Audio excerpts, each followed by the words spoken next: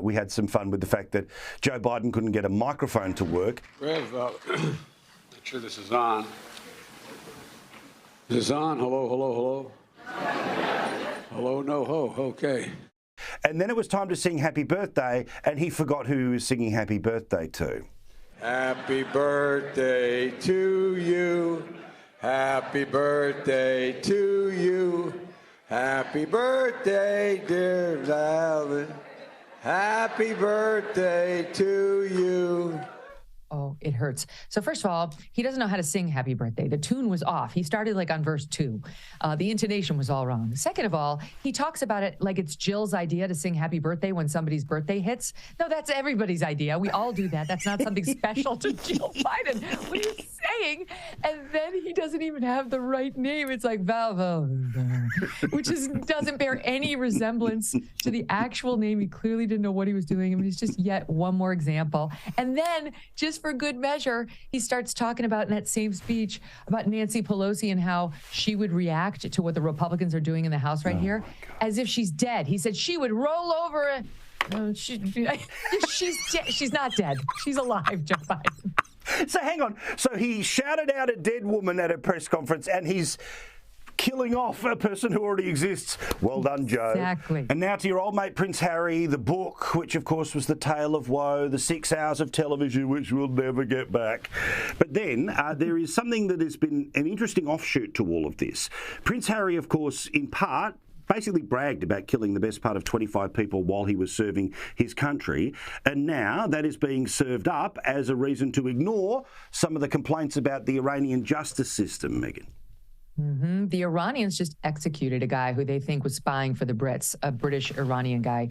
And they're unapologetic about it. And they're basically saying, you Brits who are upset about this, who are you to lecture us? You got a member of your royal family who's out there bragging about killing Taliban soldiers as if they're not people, as if they're just chess pieces on a board.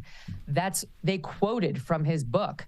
So, my number, 25. It wasn't a number that gave me any satisfaction, but neither was it a number that made me feel ashamed. And so, look, while the Iranians are bad, the regime is bad. They kill people for being gay. They kill you for protesting. They killed this young woman while she was in custody because she didn't have on the right headscarf. They deny it. This is who they are.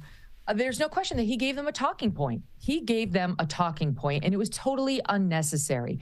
And his only beef in doing in all of this has been, I didn't actually boast about it. This is really the fault of the British press. They said that I boasted about those kills, and that's not true at all. So any danger that's been caused to anybody is the British press's fault, not mine. You know what the Iranians did? They're upset about the fact that he said chess pieces on a board. That doesn't come from the British press. That comes directly from Prince Harry. But as always, he cannot take responsibility for anything, Paul. He should just come out and say, on second thought, on further reflection, I shouldn't have included that in the book. Here's where my intentions were. It was poorly executed. I'm sorry. Yeah, exactly. And it reminds me a little bit of when he turned around and in promoting things suggested, we never said that the royal family was racist. That was just the way the media interpreted it. Hang on. You openly inferred that a member of the royal family was talking about what colour the baby would be. That, by inference, is racist. They sat back and didn't interrupt Oprah when she was doing the whole what of it. But of course, it was all about the interpretation. And look, here's the thing. I'm fine for people to have their truth, but you've also got to have a little bit of introspection. You've got to be willing to stand up and say, I got it wrong. And even after you've gone through the process of writing a book, he's got to do exactly what you said, which is say, look, I'm sorry, I wish I wrote it differently, shouldn't have said it in interviews, but instead, it's all as you say. It's your fault for seeing that the sky is blue. And you're going, hang on, no, the sky is blue, Harry. Can I just... what you just mentioned about Oprah is so fulfilling to me. Nobody has made this point, and you are so right. It's one of the most irritating parts of their exchange, and one of the parts that makes it so not believable how Harry and Meghan are now saying we never claimed racism. The whole acting job. Meghan Markle is an actress. Yep. So is Oprah Winfrey. That was all scripted out. If you don't think that was planned and arranged beforehand, you don't understand how Oprah Winfrey does her television show. It's not journalism. It's acting. And so for Meghan to sit there while Oprah was doing the what? They were concerned about how dark your baby. And then Meghan Markle with her doe eyes cheering up like, oh. And now they're like, racism? Who, us? We never said that. No. Let's give them a pass on Oprah for a second. They called 17 million people in Great Britain racists. That they unequivocally did a month ago in their Netflix documentary. So they love to throw that charge around. This same couple that's running around saying the British press is mean. They use nasty words about us. That apparently just got this one guy fired from his online deals with Amazon because he wrote a nasty column about Meghan. They want him fired even though he apologized. Where's their apology to the 17 million Brits, to the royal family for spewing claims of racism, which, when false, are more pernicious in some cases than actual racism, because it leads people to disbelieve actual cases of racism. That's what they did. Correct. And when you talk about Jeremy Clarkson, who's pretty famous in this country as well, what I find, this is a bit of a symbol about how the modern left works, right? Which is they point at you, you say sorry, they say, see, he or she admitted it, off with their head. And as a lawyer, and just as a common sense person, I want to live in a world that has different gradients in it that says, you know what, sometimes an apology is enough, sometimes a suspension is enough, sometimes a warning is enough, sometimes a little bit of, couple of months out and then come back's enough.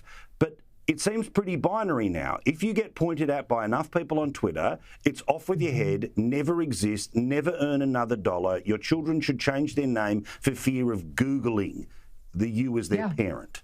Oh, and it's now they don't learn. You know, they're citing it to prove how outrageous Jeremy Clarkson's results were, or his comments were. They're citing the number of complaints that were received by government officials. Have we learned nothing from the Piers Morgan controversy? Yes. They received a lot of complaints when he said he didn't believe the Duchess of Duplicity during her Oprah interview, and he turned out to be 100% right.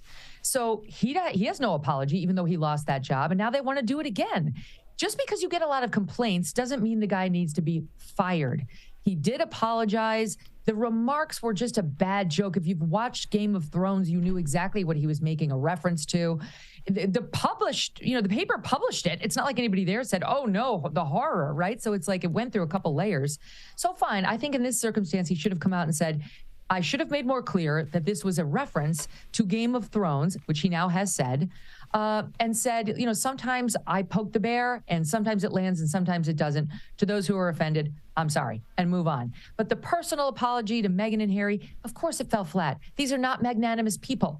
And of course they missed an amazing opportunity to, for once, look like the bigger people. They should have just come out and said, you know what?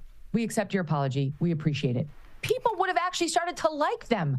But no, they had to shame him even more. They couldn't accept his apology. They claimed it was only to Harry. He says it was to both of them. Maybe just the email was to Harry because he only had that email address. I don't know. But I don't really believe them because they lie so often. And yet again, they retreat to their woke instincts and refuse to extend a modicum of grace.